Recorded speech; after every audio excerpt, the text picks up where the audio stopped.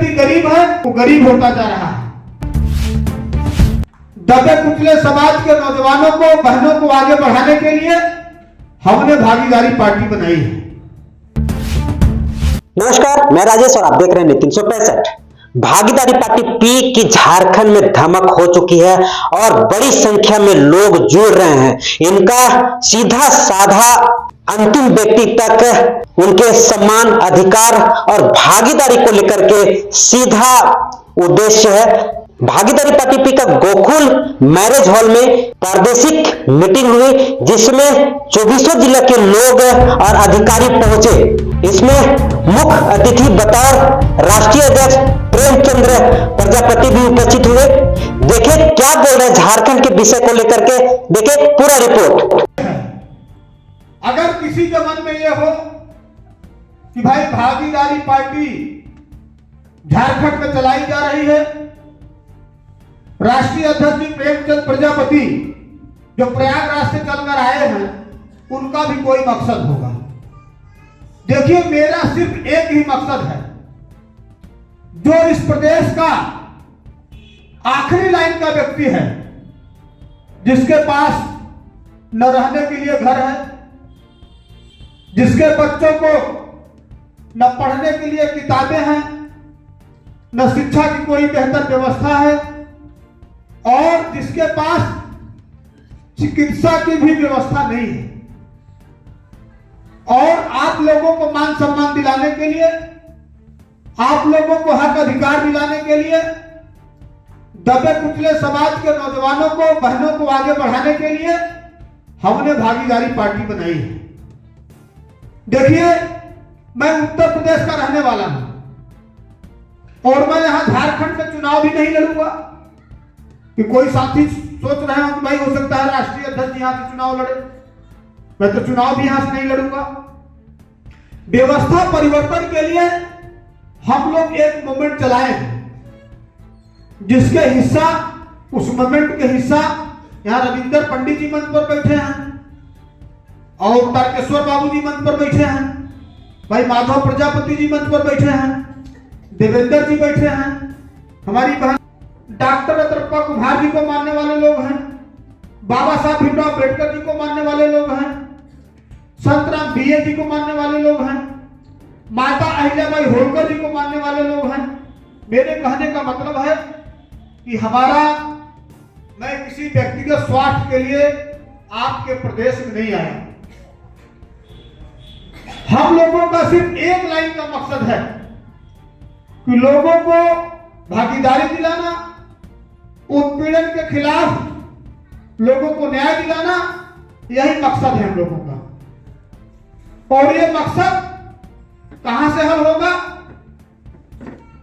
बाबा साहब भीमराव अम्बेडकर जी ने कहा था, पहले राजा रानी के पेट से पैदा होता था, लेकिन उन्होंने संविधान दिया हम लोगों को और उन्होंने कहा कि मैं ऐसा संविधान देके जा रहा हूं जिसके तहत अब राजा जो है रानी के पेट से नहीं पैदा होगा, वोट के बक्सा से पैदा होगा। अगर आज संविधान नहीं होता तो शायद हम लोग यहां इकट्ठा नहीं होते। तो ऐसे महापुरुष बाबा साहब भीमराव अम्बेडकर जी ने कहा कि समय अनुसार जो हमने संविधान दिया है, इसमें समय समय पर परिवर्तन होते रहना चाहिए, 10-10 साल पे, 8-8 साल पे। लेकिन ऐसा नहीं हुआ। जो उन्होंने आरक्षण की व्यवस्था दिया, उसका फायदा कुछ लोगों को गया, कुछ लोगों को नहीं गया। हमारे देश का संविधान एक ऐसा संविधान है, अगर उसको तरीके से चलाया जाए तो इस देश की गरीबी दूर हो सकती है। लेकिन ऐसा नहीं हो रहा है। जो व्यक्ति गरीब है वो गरीब होता जा रहा है। आज जिस तरह से पूरे देश में शिक्षा का व्यवसायीकरण हुआ है, शिक्षा का निजीकरण हो रहा है, तमाम सरकारी डिपार्टमेंट बेचे जा रहे हैं, रेलवे बेच दिया, LIC बेच दिया, तमाम जो सरकारी डिपार्टमेंट हैं, ये भारतीय जनता पार्टी की सरकार या इसके पहले जो भी सरकारें रही, उन्होंने निजीकरण करके पूरे देश को बर्बाद करने का प्रबंध बना रहे हैं। लेकिन हम लोगों ने भी शपथ लिया कि हम लोग भी बाबा साहब भीमराव अम्बेडकर जी को, रत्नप्पा कुमार जी को मानने वाले लोग हैं, इतनी जल्दी हार नहीं मानेंगे। और उनके मिशन को आगे बढ़ाने के लिए उन्होंने वोट का अधिकार दिया। उन्होंने कहा कि जब मैं एक ऐसा अधिकार आप लोगों को देने जा रहा हूं जिसको कोई छीन नहीं सकता, जिसको कोई ले नहीं सकता। अयोध्या का लाइव प्रसारण आप लोगों ने टेलीविजन में देखा होगा, देखा कि नहीं देखा आप लोगों ने? ऐसा महसूस हो रहा था कि भगवान राम कहीं बाहर गए हुए थे और ये भाजपा वाले ले आए। ऐसा लग रहा था कि नहीं? अरे भाई, भगवान राम तो सबके हैं, भगवान बिरसा मुंडा जी सबके हैं, बाबा साहब भीमराव अम्बेडकर जी सबके हैं।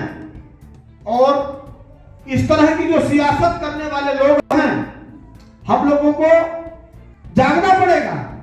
अच्छा, एक बात बताइए, अयोध्या में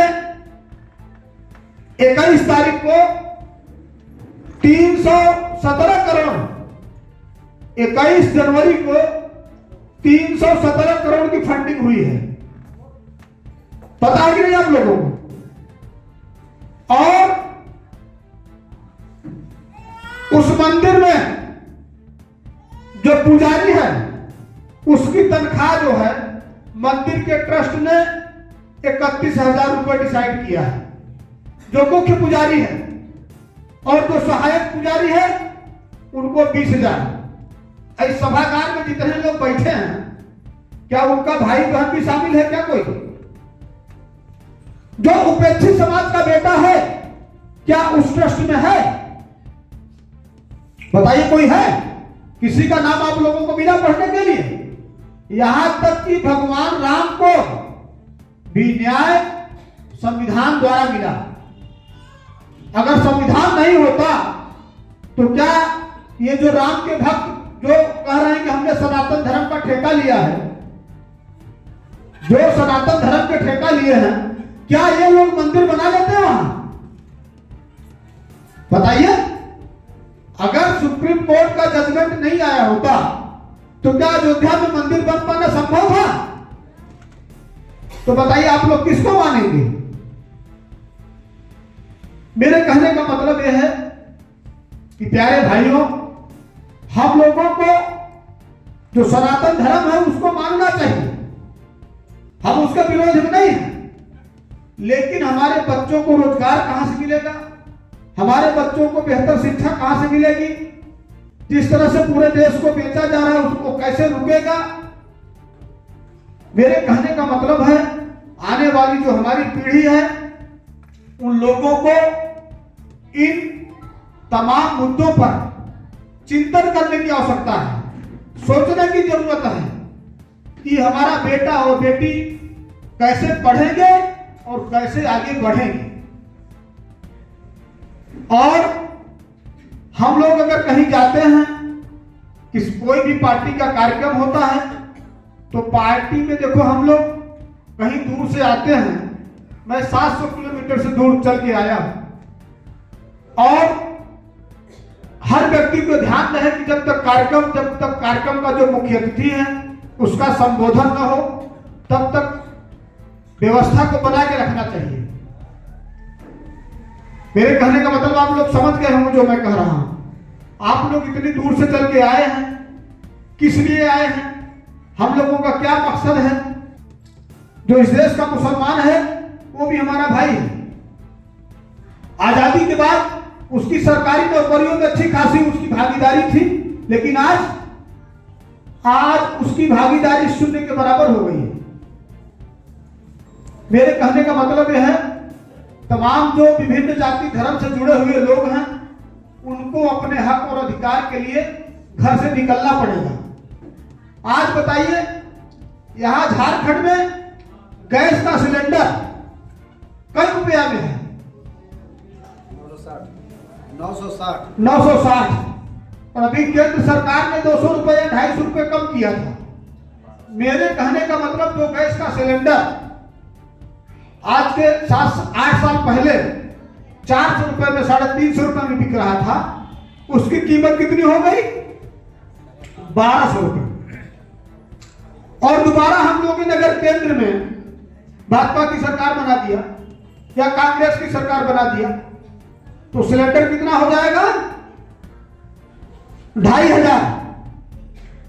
इस रांची में बोल के जा रहा हूं, ध्यान रखना आप लोग। दोबारा अगर आप लोगों ने इन लोगों की सरकार बना दिया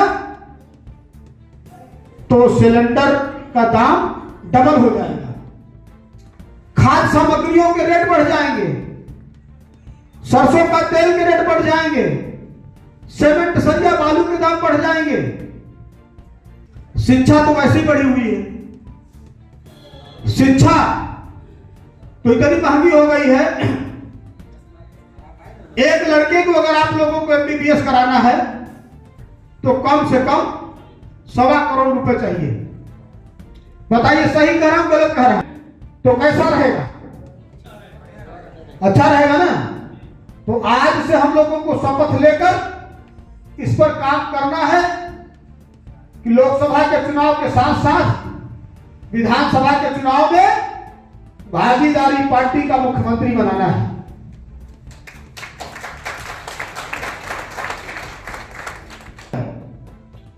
और 76 साल में अभी जो गरीबी का मानक आया है 15 दिन पहले, उसको देखकर मैंने ट्वीट भी किया है।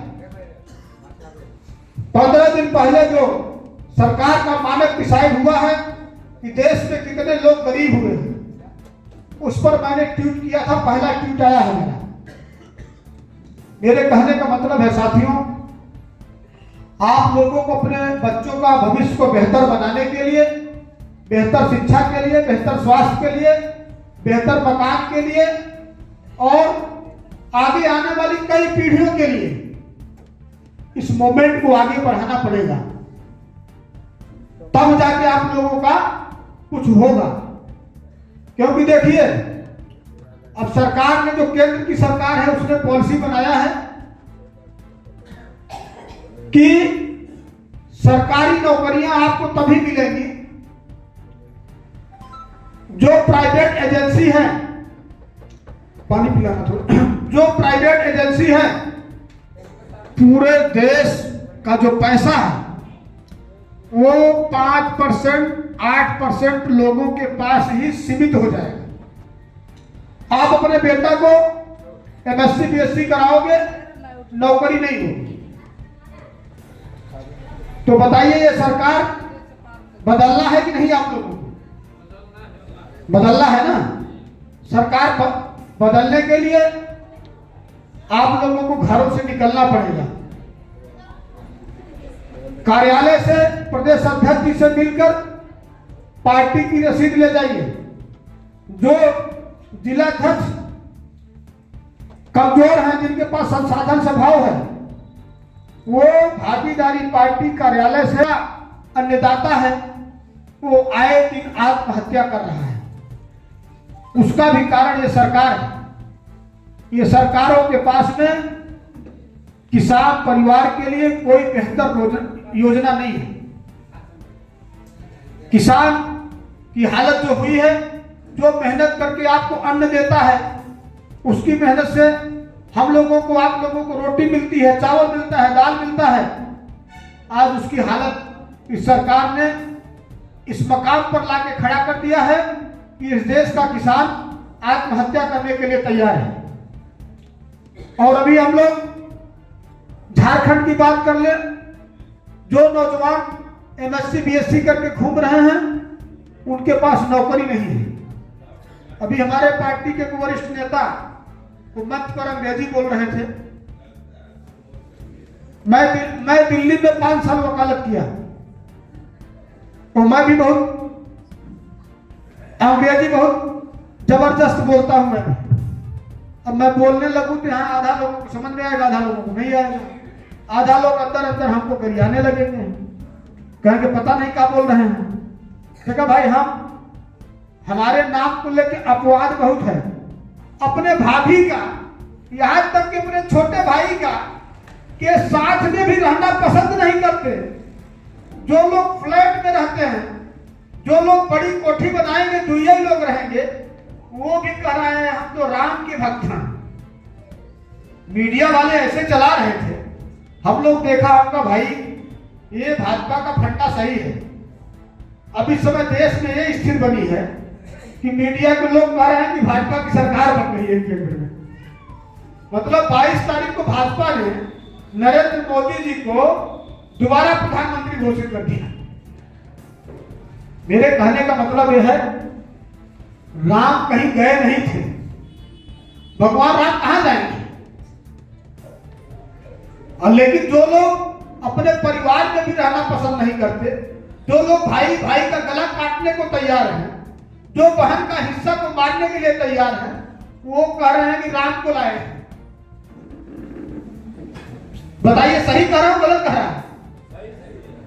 पूरा सनातन धर्म का ठेका टेंडर उन्होंने ले लिया है। और तो और ऐसे ऐसे जो उद्योगपति हैं जो गरीबों को खून को चूस ले रहे हैं, वो भी कह रहे हैं कि राम को हम लाए। वहां जाके 21 तारीख को मीडिया ने बताया कि 317 करोड़ की फंडिंग हुई है और मंदिर अभी बना नहीं, 1 साल पहले मंदिर का उद्घाटन हो गया और उस ट्रस्ट में 1400 करोड़ का घोटाला भी हो गया। मेरे कहने का मतलब यह है साथियों कि मैं उत्तर प्रदेश में मेरे ऊपर कई मुकदमे दर्ज हुए, सरकार ने दर्ज कराया कोरोना में। जब मैं गरीबों को घूम घूम कर खाद्य सामग्रियां हम लोग बांट रहे थे, तो इनके लोग पकड़ पकड़ के हमारे लोगों